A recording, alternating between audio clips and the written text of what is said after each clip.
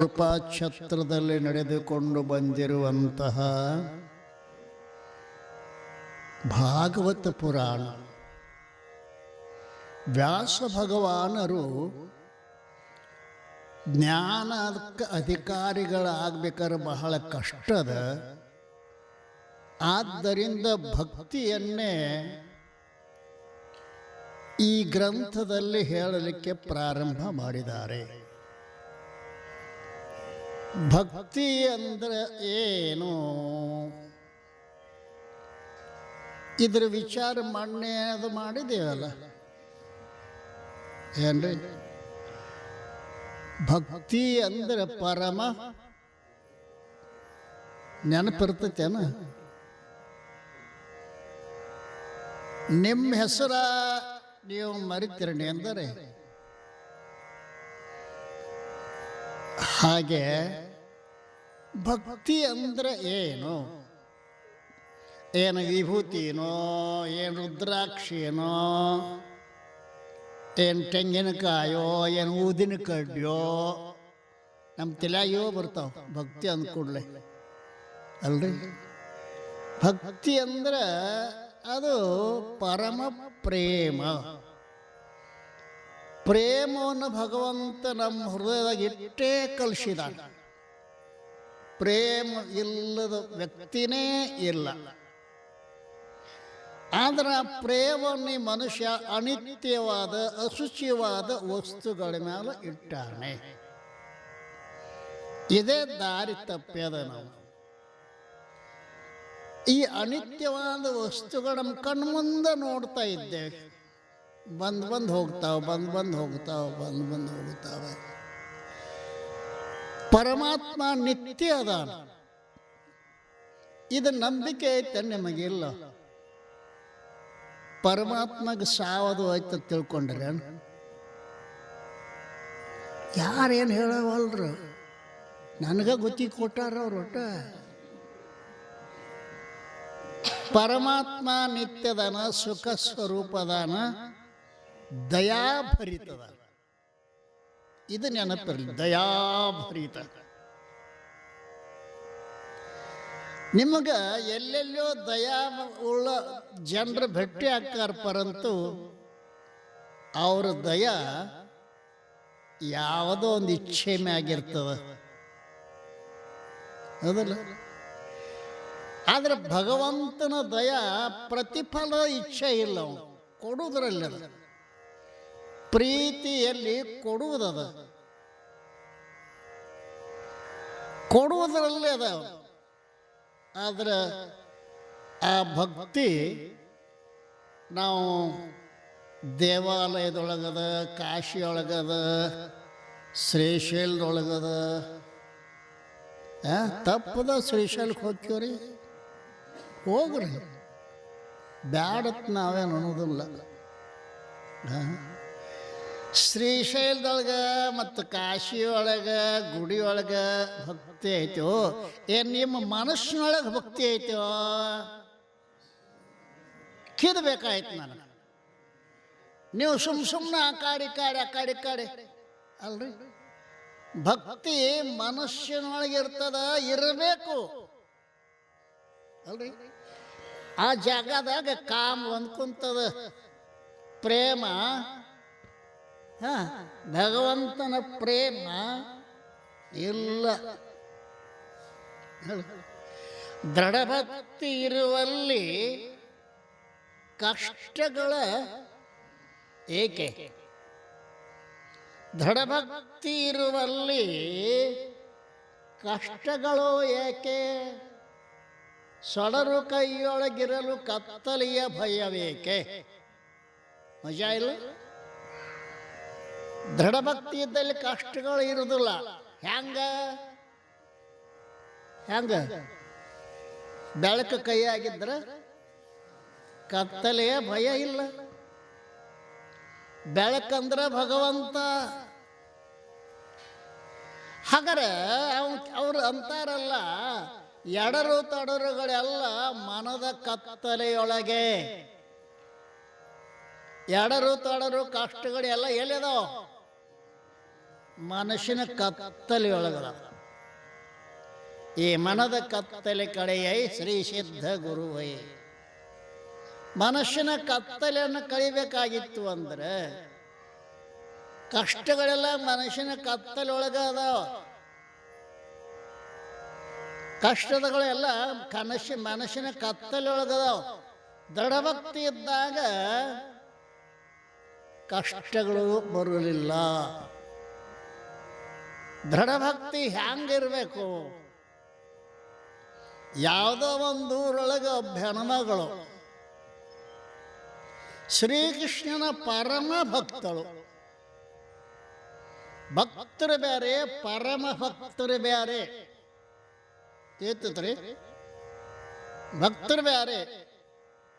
ಈ ಅಮಾಶಿ ಹುಣ್ಣಿಮೆ ಸೋಮವಾರ ಹಿಡ್ಕೊಂಡು ಹೋಗಿ ಮಾಡ್ತಾರಲ್ಲ, ಇವ್ರು ಭಕ್ತರು. ಪರಮ ಭಕ್ತರಲ್ಲ. ಸದಾ ಪರಮಾತ್ಮನನ್ನು ಹೃದಯದ ಇಟ್ಟುಕೊಂಡವ್ರು ಮಾತ್ರ ಪರಮ ಭಕ್ತರು. ಪರಮ ಭಕ್ತರು ಇದ್ದಾಕೆ ಸದಾ ಕೃಷ್ಣ ಪರಮಾತ್ಮ, ಸದಾ ಕೃಷ್ಣ. ಆದರೆ ಕಷ್ಟಗಳು ಎಷ್ಟಿದ್ದು ಗೊತ್ತದನ್ರಿಕೆಗೆ? ಗಂಡು ಮಲ್ಕೊಂಡು ನನ್ನ ಪಾರ್ಶ್ವವಾಯು ಬೆಳ ತನಕ ಅವನು ಸೇವಾ ಮಾಡಬೇಕು. ಸಂಜೆ ತನಕ ದುಡಿದು ಬರಬೇಕು. 4 ಮಕ್ಕಳು ಏನು ಮಾಡಬೇಕು?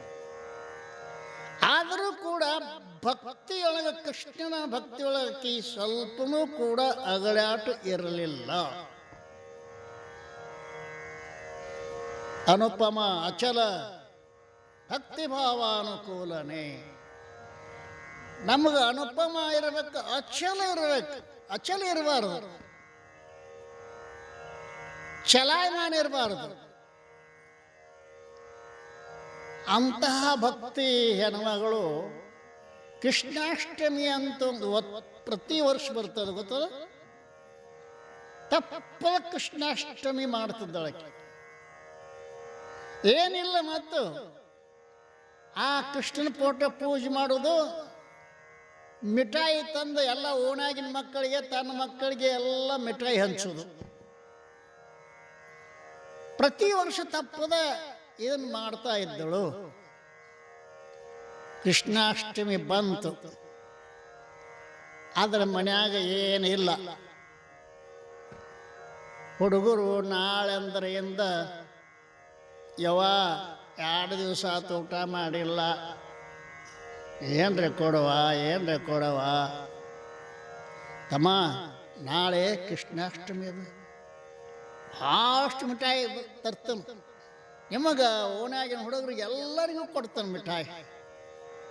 ಹಿಂಗೆ ನಾಳೆ ಅವ್ವ ಮಿಠಾಯಿ ಕೊಡ್ತಾಳು ಅನ್ಕೋತ ಮಾಡಿಕೊಂಡು ರಾತ್ರಿ ಆಕೆಗೆ ಚಿಂತೆ, ಏನು ಮಾಡಬೇಕು, ಏನು ಮನೆಯಾಗಿಲ್ಲ, ಕೃಷ್ಣಾಷ್ಟಮಿ ಮಾಡಬೇಕಲ್ಲ, ಹೆಂಗೆ ಮಾಡಬೇಕು? ಭಗವಂತ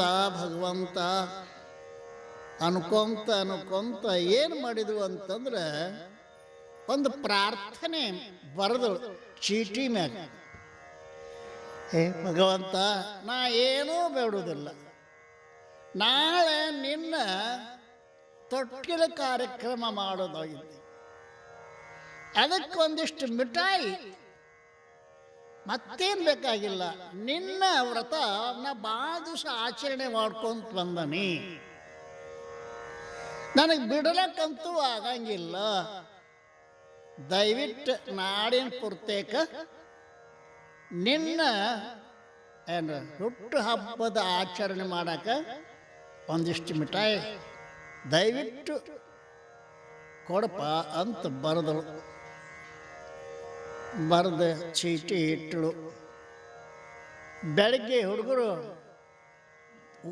ಓಡಾಗಿ ಹುಡುಗರು ಕರ್ಕೊಂಡು ಬಂದರು. ನಮ್ಮವ್ವ ಮಿಠಾಯಿ ಕೊಡ್ತಾಳೆ ಬರ್ರಿ, ನಮ್ಮವ್ವ ಮಿಠಾಯಿ ಕರ್ಕೊಂಡು 100 ಹುಡುಗರು ಬಂದವ್ರಿ. ಮನ್ಯಾಗ್ರಿ ಏನಿಲ್ಲ, ಅಂಗಡಿಗೆ ಹೋದಳು. ಆ ಚೀಟಿಯನ್ನು ಪ್ರಾರ್ಥನೆ ಚೀಟಿ ಇತ್ತಲ್ಲ, ಆ ಪ್ರಾರ್ಥನೆ ಚೀಟಿಯನ್ನು ಅಂಗಡಿ ಮಾಲೀಕ ಕೊಟ್ಟಳು.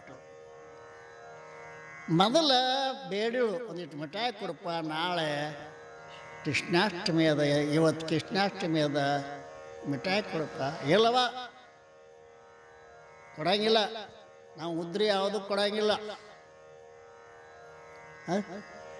ಆ ಜಿರೋಕ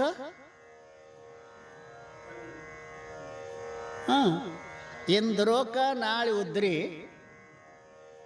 ಅದು ಹಂಗೆ ಬೋರ್ಡ್ ಇರುದ್ರ, ಇಂದು ರೋಕ ನಾಳೆ ಉದ್ರಿ, ಇಂದು ರೋಕ ನಾಳೆ ಉದ್ರಿ ದಿನ ಹೋದ್ರೆ ಅದಲ್ಲ.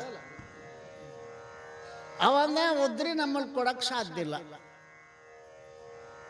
ಆಕೆ ಅನಿವಾರ್ಯವಾಗಿ ಚೀಟಿ ತಂದ ಅವನ ಕೈಯಾಗ ಕೊಟ್ಟರು. ಏನು ಮಾಡಲಿ ಅಂದವ, ಏನು ಬೇಡ, ಇದನ್ನು ತಕ್ಕಡ ಹಚ್ಚಿ, ಇದಕ್ಕೆ ಎಷ್ಟು ಮಿಠಾಯಿ ಬರ್ತೈತಿ ಅಷ್ಟೇ ಕೊಡು. ಅಷ್ಟ ಅವಂದ ಇದು 4 ಕಾಗದದ, ಇದಕ್ಕೆ ಎಷ್ಟು ಬರ್ತೈತಿ? ಇಲ್ಲ ನೀ ಹಚ್ಚಾರ ಹಚ್ಚೋದು, ಹಚ್ಚು, ಎಷ್ಟು ಬರ್ತೈತಿ ಅಷ್ಟು ಕೊಡು. ಕಸ್ಕೊಂಡ ತಾಯಿ ಅಂತೇಳಿ ತಕ್ಕಡ ಇಟ್ಟ ಒಂದಿಷ್ಟು ಮಿಠಾಯಿ ಇಟ್ಟ, ತಕ್ಕಡಿ ಹೇಳುವಲ್ಲು. ಮಸ್ತಟ್ ಮಿಠಾಯಿ ಇಟ್ಟ, ತಕ್ಕಡಿ ಹೇಳುವಲ್ಲು. ಅಂಗಡಿಯಾಗಿಂದ ಎಲ್ಲ ಮಿಠಾಯಿ ಆತ, ತಕ್ಕಡಿ ಹೇಳುವಲ್ದು. ಆಶ್ಚರ್ಯ ಆತ ಅವಂಗ. ಇದು ಪ್ರಾರ್ಥನೆಯೊಳಗೆ ಎಷ್ಟು ಸಾಮರ್ಥ್ಯ ಐತೆ ಅನ್ನೋದನ್ನು ಹೇಳೋ ಸಲುವಾಗಿ ನಿಮಗೆ ಈ ಕತೆ ಹೇಳಕೈತಿ. ಪ್ರಾರ್ಥನೆ ಹೃದಯ ತೆರೆದು ಅವ ಅಂದ, ನೋಡಿದ ಏನಾರ ಹೇಳ್ತಿದ್ವು ಅಂತಂದ ಚೀಟಿ ತೆಗೆದು ನೋಡಿದ್ರ, ಚೀಟಿಯೊಳಗೆ ಕೃಷ್ಣ ಅಲ್ಲಿ ತೊಟ್ಲದಾಗ ಆಡಕ್ಕೆ ಹತ್ತಿದ್ದ, ಅದ್ರೊಳಗೆ ಕಾಣಿಸ್ತಾವಂಗ. ಇವನು ತೂಕ ನನ್ನ ಅಂಗಡಿನೂ ಸಹಿತ ಆಗಂಗಿಲ್ಲ. ಇವತ್ತ ಈ ಅಂಗಡಿ ನಿಂದು, ನಿನ್ನ ಪ್ರಾರ್ಥನೆ ಒಂದು ಚೀಟಿ ಇಷ್ಟೆಲ್ಲವನ್ನು ಕೊಟ್ಟಿತು ಅಂದ್ರೆ ಇವತ್ತ ಅಂಗಡಿಯಿಂದನು ಕೊಟ್ಟ ಬಿಟ್ಟಂತರಿ. ಯಾಕೆ ಹೇಳ್ಬೇಕಾಯ್ತಿದು? ಪ್ರಾರ್ಥನೆ ದೃಢ ಬುದ್ಧಿ, ದೃಢ ಭಕ್ತಿ. ಆ ಭಕ್ತಿ ಅದು ಪ್ರಾರ್ಥನೆ ಏನದ ಅಲ್ಲ, ಅಲ್ಲಿ ಜೋರು ಇರಕ್ಕೆ ಮತ್ತೇನಿಲ್ಲ. ಏನ್ರಿ ಸುಮ್ಮ ಹಂಗ ಬರೆಯೋದು ಅಲ್ಲ. ಪ್ರಾರ್ಥನೆ ಒಳಗೆ ತನ್ನ ಪ್ರಾಣವನ್ನೇ ಇಟ್ಟು ಬರೆದಾಳ ಹೆಣ್ಮಗಳು. ನಮ್ಮಲ್ಲೇ ನಡೆದ ಘಟನೆ ಒಂದು ನಿಮಗೆ ಹೇಳ್ತಾನೆ. ಈ ನಾಗ ಸಂಪಿಗೆ ಹೂ ಅಂತ ಇರ್ತೈತಿ, ಗೊತ್ತತಿ? ನಾಗ ಸಂಪಿಗೆ ಹೂವ ಹುಬ್ಬಳ್ಳಿ ಆಗದ ನೋಡ್ರಿ, ಎಷ್ಟು ವಾಸನೆ ರೀ. ನಾ ಆಷಾಢದಾಗ ಒಂದು ತಿಂಗಳು ಇರ್ತಾನಲ್ಲ, ನಮ್ಮ ಹುಡುಗ ದಿವಸ ಒಂದು ಹೂವು ತರ್ತಿದ್ರು. ಸಂಜೆ ತಕ ಘಮ ಘಮ ಘಮ ಘಮ ಘಮ ವಾಸನೆ. ಅಂಥ ಗಿಡ ಹಚ್ಬೇಕಂತ ನನ್ನ ತಲೆಯಾಗ ಭಾಳ ದಿವಸ ಇತ್ತು. ಶಂಭುನಾಥ ಸ್ವಾಮಿಗಳು ಅಂಥೇಳಿ ಅವರ ಹಾಸನಕ್ಕೆ ಹೋಗಿದ್ದೆ. ಅವ್ರು ನಮಸ್ಕಾರ ಮಾಡಿ ಇನ್ನು ಎಲ್ಲ ಮಾತಾಡಿ ಒಂದೆರಡು ದಿವಸ ಇದ್ದು ಹೊರಟಿದ್ನೇ. ಕೆಳಗಿಡಿ ಮುಂದೆ ಒಂದು ಗಿಡದ ಒಂದು ಫೂಟ್ ಗಿಡ ಇತ್ತು, ಸಸಿ. ಇದು ಯಾವುದ್ರಿ ಅನ್ಯಾನು? ಇದು ನಾಗ ಸಂಪಿಗೆ ಅಂದ. ಯಪ್ಪ ಅದನ್ನಷ್ಟು ಕೊಡ್ತೀರಿ? ಹಾಂ ಒಯ್ರಿ ಅಂದ. ಇಷ್ಟು ಖುಷಿ ಆಯ್ತು ನನಗೆ. ಯಪ್ಪ ಎಷ್ಟು ದಿವಸದಿಂದ ಇದನ್ನು ಹಚ್ಚಬೇಕು ನಮ್ಮ ಮಠದಾಗ ಅಂತ ಹೇಳಿ ತಂದಿದ್ದೆ. ತಂದು ಬಂದು ಹಚ್ಚಿದೆ. ಹಚ್ಚಿ ಒಂದು 3-4 ಫೂಟ್ ಆಗಿತ್ತದು, 4-5 ಫೂಟ್ ಆಗಿತ್ತು ಎತ್ತರ. ನಾ ಊರಾಗಿದ್ದಾಗ ಒಬ್ಬ ಪುಣ್ಯಾತ್ಮ ಕಸ ತಂದ ಆ ಗಿಡಕ್ಕೆ ಕೂಡಿಸಿ ಉರಿ ಹಚ್ಚಿ ಬಿಟ್ಟಿದ್ದ. ಸುಟ್ಟು ಕರಕಾಗೈತಿ ಗಿಡ ಎಲ್ಲ. ನಾ ಬಂದು ನೋಡಿದೆ, ಯಪ್ಪ ಏನು ಮಾಡಿದೆವು ಗುರುವೇ ಅಂತಂದ. ಇಲ್ಲೊಬ್ಬ ಸಾಕ್ತಾ ನೋಡ್ರಿ ಇವು ಸಸಿಗಳನ್ನು, ರೋಹಿಣಿ, ಅವನು ಕರೆದೆ. ನೋಡ್ರಿ ಇದು ಹಿಂಗೆ ನಾ ಭಾಳ ಪ್ರೀತಿನ ತಂದು ಹಚ್ಚೀನಿ, ಸುಟ್ಟತಿ. ಅವ ಅಂದಾಗ ಕಡದ್ ನೋಡ್ಬೇಕ್ರಿ ಅಂದವ. ಆಯ್ತು ನೋಡಪ್ಪ ಅಂದೆ. ಮತ್ತೆ ಅವ್ನು ಕರ್ದದಿ. ಅವನು ಒಂದು ಪೂಟ್ ಮ್ಯಾಗ ಬಿಟ್ಟ ಕಡ್ದ. ನೋಡ್ದ, ಇದ್ರೊಳಗೆ ಹಸಿನ ಇಲ್ಲ, ಸ್ವಾಮಿಗಳು ಇದನ್ನ ಆಶೆ ಬಿಟ್ಟು ಬಿಡ್ರಿ ಅಂದ. ನನಗಿಷ್ಟು ನೋವಾತು. ನನ್ನ ಆಶೆ ಪೂರೈಸಿದ ಆಗಲಿಲ್ಲ ಅಂತೇಳಿ ದಿನಾಲು ಪೂಜೆ ಮಾಡಿ ಅಲ್ಲಷ್ಟು ನೀರು ಹಾಕಿ ಅಲ್ಲಿ ಕೈ ಮುಗಿದ ಒಂದು ವಚನ ಅಂತಿದೆ, ನೀನು ಒಲಿದರೆ ಕೊರಡು ಕೊಣರು ಅದಯ್ಯ, ನೀನು ಒಲಿದರೆ ಬರಡು ಹಯನ ಹುದಯ್ಯ, ನೀನು ಒಲಿದರೆ ವಿಷ ಅಮೃತ ಹುದಯ್ಯ, ನೀನು ಒಲಿದರೆ ಸಕಲ ಪಡಿ ಪದಾರ್ಥಗಳು ಇದರಲ್ಲಿಪ್ಪವು ಕೂಡಲ ಸಂಗಮ ದೇವ. ಬಹಳಷ್ಟು ಇದರಲ್ಲಿ ಕೈ ಮುಗಿದ ದಿವಸ 3 ತಿಂಗಳ ತನಕ ನಡೀತಾ. ಹಾಗೆ ಒಂದು ಚರಿ ನೀರು ಹಾಕೋದು, ನೀನು ಒಲಿದರೆ ಕೊರಡು ಕೊಡರು ಓದಯ್ಯ. ಬಸವಣ್ಣ ಹೇಳ ಬಳಕ ಅದು ಸುಳ್ಳಾಗುವುದಿಲ್ಲ. ನಮ್ಮ ಬಾಯಿಲೆ ಬಂದದ್ದು ಸುಳ್ಳಾಗಬಹುದು. ಬಸವಣ್ಣನ ಬಾಯಿಂದ ಬಂದಿದ್ದು, ಭಕ್ತಿ ಭಂಡಾರಿ ಬಾಯಿಂದ ಬಂದಿದ್ದು ಸುಳ್ಳಾಗುದಿಲ್ಲ ಅನ್ನೋ ಶ್ರದ್ಧೆಯಿಂದ ನೀನು ಒಲಿದರೆ ಕೊರಡು ಕೊಣರು ಓದಯ್ಯ. 3 ತಿಂಗಳ ತನಕ ಹಾಗೆ ನಡೀತು. ಒಂದು ದಿವಸ ನಮ್ಮ ಮ್ಯಾಲೆ ಕುಂತಿದ್ದೆ.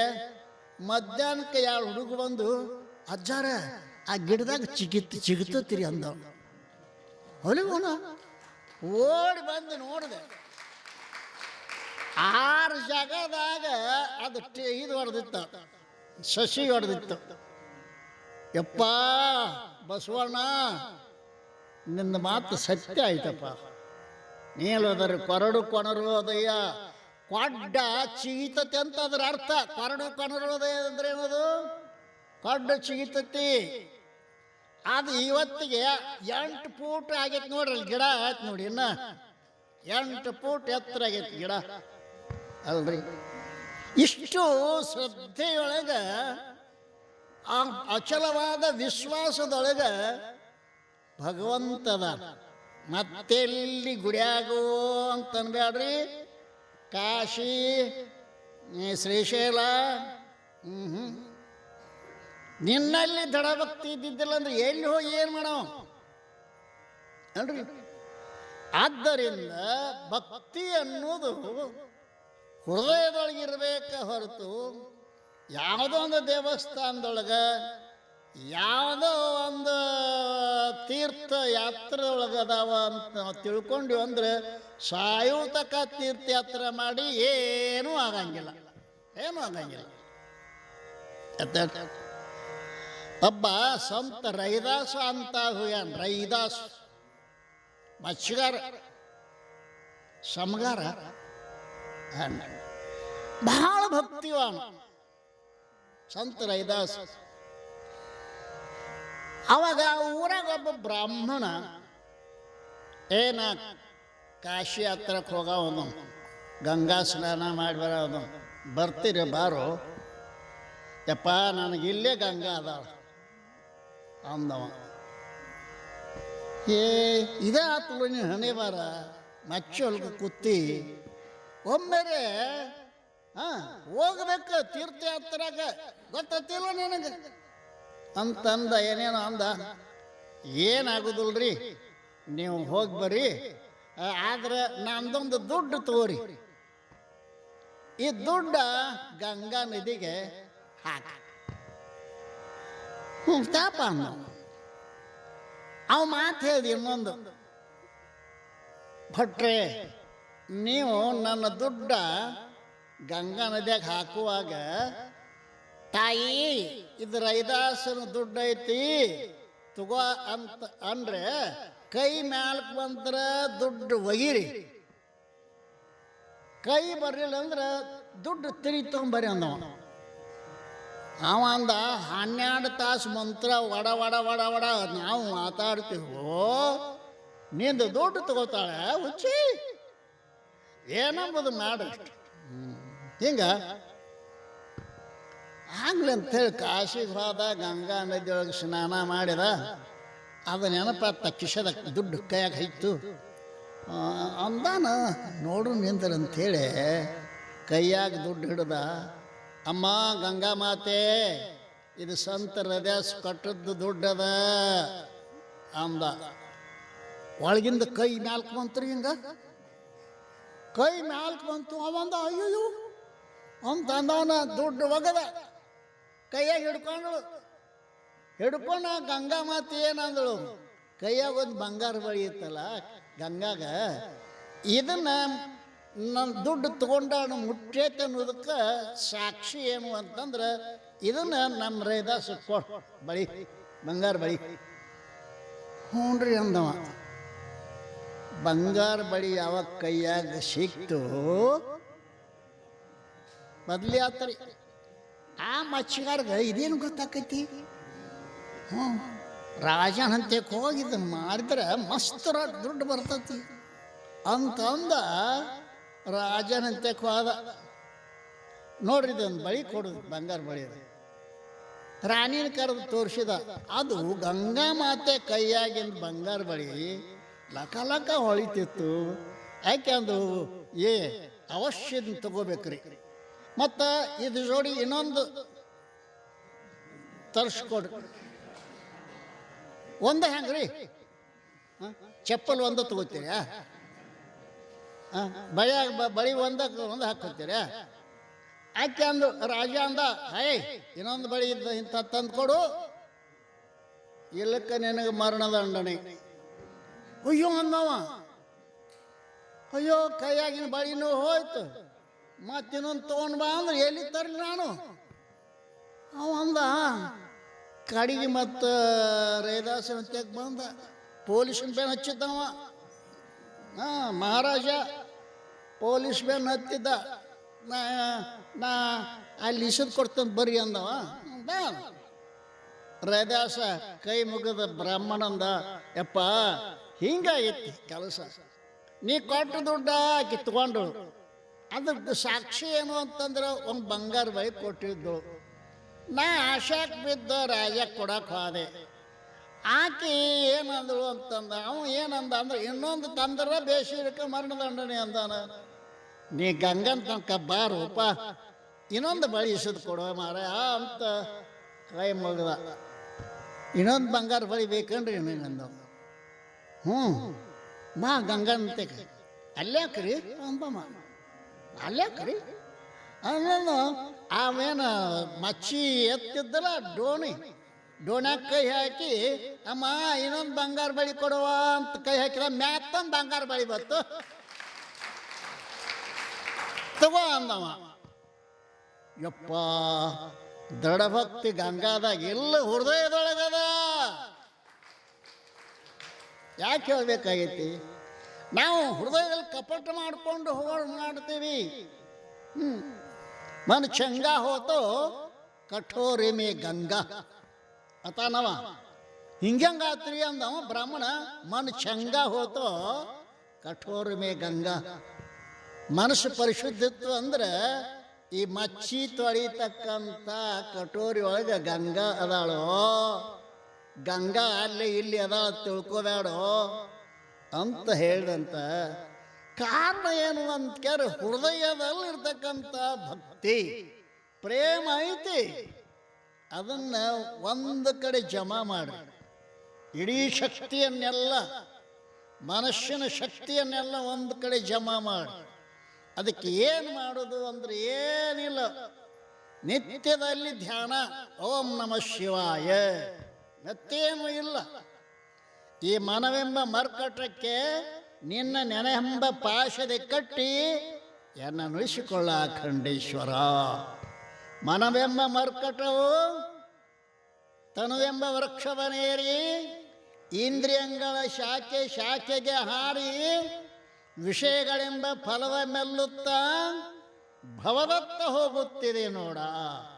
ಈ ಮನವೆಂಬ ಮರ್ಕಟಕ್ಕೆ ನಿನ್ನ ನೆನೆಯೆಂಬ ಪಾಶದಿ ಕಟ್ಟಿ ಎನ್ನ ನುಡಿಸಿಕೊಳ್ಳ ಖಂಡೇಶ್ವರ. ಬಾ ಬಾ ಬಾ ಬಾ. ಎಲ್ಲರನ್ನೂ ಕಾಡೈತಿದ ಮನಸ್ಸು, ನಿಮ್ಮನ್ನಟ್ಟ ಅಲ್ಲ, ನಿಮ್ಮನ್ನ ಕಾಡತೈತಿ ಅದು. ಯಾಕ? ವಿಷಯ ವಾಸನೆಗಳು ತುಂಬ್ಯಾವಲ್ಲ, ಜಾಗನ ಇಲ್ಲ. ಭಕ್ತಿಗೆ ಒಳಗೆ ಜಾಗ ಇಲ್ಲದಂಗಾಗೈತಿ ಅಲ್ಲ. ಅದಕ್ಕೆ ಅವ ಅಂತಾನ, ಅಪ್ಪ ಈ ಮನವೆಂಬ ಮರ್ಕಟಕ್ಕೆ ನಿನ್ನ ನೆನೆಹೆಂಬ. ನೋಡ್ರಿ, ನಿನ್ನ ನೆನೆಹೆಂಬಂದ್ರೆ ನಿನ್ನ ಧ್ಯಾನ, ನಿನ್ನ ಮಂತ್ರ, ನಿನ್ನ ಧ್ಯಾನ ಅನ್ನುವಂಥದ್ದನ್ನ ಕಟ್ಟು. ಶಂಕರಾಚಾರ್ಯ ಕಾಶಿಗೆ ಹೋಗಿ ಏನ್ರಿ, ಕಾಶಿ ಯಾದೇವರು ವಿಶ್ವನಾಥನ ಮುಂದೆ ನಿಂತು ಬೇಡ್ಕೋತಾರ, ಶಿವನೇ ನೀನು ಭಿಕ್ಷಾ ಬೇಡಿ ಊಟ ಮಾಡವ, ಯಾರು ಕೊಡ್ತಾರ ಯಾರು ಬೈತಾರ, ಒಂದು ಕೆಲಸ ಮಾಡು. ಏನಂದ್ರೆ ನಾನು ಅಂತ್ಯಕ್ಕೊಂದು ಮಂಗ್ಯ ಆಯ್ತು, ಆ ಮಂಗ್ಯ ನಿನ್ನ ಕೈಯಾಗ ಕೊಡ್ತೇನೆ, ನೀನು ಆ ಮಂಗ್ಯನ ಭಕ್ತರ ಮನೆ ಮುಂದೆ ಲಾಗ ಒಗಿಸು, ಆವಾಗ ನಿನಗೊಂದು ರೊಟ್ಟಿ ಸಿಗ್ತೈತಿ, ನನಗೆ ಮಂಗ್ಯನ ಕಾಟು ತಪ್ತತಿ. ಏನಗುಳ್ಳುದೊಂದು ಮನ, ಅದನ್ನು ನಿಮಗೆ ಅರ್ಪಿಸಿದ ಬಳಿಕ ನನಗಿನ್ನು ಭಯ ಮುಂಟೆ ಚನ್ನಮಲ್ಲಿಕಾರ್ಜುನ. ಎಲ್ಲ ಮನಸ್ಸಿನೊಳಗೈತಿ, ಆ ಮನಸ್ಸನ್ನ ಭಗವಂತನ ಕಡೆಗೆ ಏನ್ರಿ. ಏನು ನೋಡಿ ಏನು ಕೇಳಿ ಏನು ಫಲ ಅಲ್ರಿ. ಆ ಮನಸ್ಸಿನೊಳಗೆ ಏನಾರ ಇಟ್ಕೊಂಡು ಏನಾರ ಮಾಡ್ತಾ ಇದ್ದೀವಿ ನಾವಲ್ಲ. ಏನನ್ನೋದಿ ಏನ ಕೇಳಿ ಏನು ಫಲ. ಮಾತಿನಂತೆ ಮನವಿಲ್ಲದ ಜಾತಿ ಡಂಬರ ಕಂಡು ನಗುವ ನಮ್ಮ ಕೂಡಲು ಸಂಗಮ ದೇವ. ಎಷ್ಟು ಓದ್ತೀರಿ, ಎಟ್ಟು ಕೇಳ್ತೀರಿ, ಎಟ್ಟು ಹೇಳ್ತೀರಿ, ಮಾತಿನಂತೆ ಮನವಿಲ್ಲದ ಜಾತಿ ಡಂಬರ ಕಂಡು, ಜಾತಿ ಡಂಬರ ಕಂಡು. ಸಿದ್ದೇಶ್ವರ ಸ್ವಾಮಿಗಳು ಅದಕ್ಕೆ ಬರ್ದ ಜಾತಿ ಡಂಬರ ಅಂದ್ರೆ ಡಂಬರಾಟ ನೋಡಿರಿಲ್ಲ. ಏನು ಕೆಲಸ ಮಾಡ್ತಾರೆ, ಲಗವಾಗಿದು ನಡೆಯುವುದು, ಇದು ಎಲ್ಲ ಪ್ರದರ್ಶನ ಮಾಡ್ತಾರೆ. ಅದಕ್ಕೆ ಪ್ರದರ್ಶನಕ್ಕಾಗಿ ಡಂಬರು ಮಾಡಿದಂಗ ನಮ್ಮ ಭಕ್ತಿ ಪ್ರದರ್ಶನಕ್ಕಾಗಿ ಆಗಬಾರದು, ನಿನಗಾಗಿ ಆಗಬೇಕಪ್ಪ ಪರಮಾತ್ಮ. ಇಂಥವ್ರ ಕಂಡು ನಗ್ತಾನಂತ ಪರಮಾತ್ಮ. ಆದ್ದರಿಂದ ದೃಢವಾಗಿರ್ತಕ್ಕಂಥ ಭಕ್ತಿ ಒಂದನ್ನು ಇದ್ರೆ ಸಾಕು, ನಮಗೆಲ್ಲವೂ ನಮ್ಮ ಹಿಂದೆ ಭಗವಂತ ಅದಾನೆ. ಅದಾನತ್ತಿರೋ ಇಲ್ಲತ್ತಿರೋ,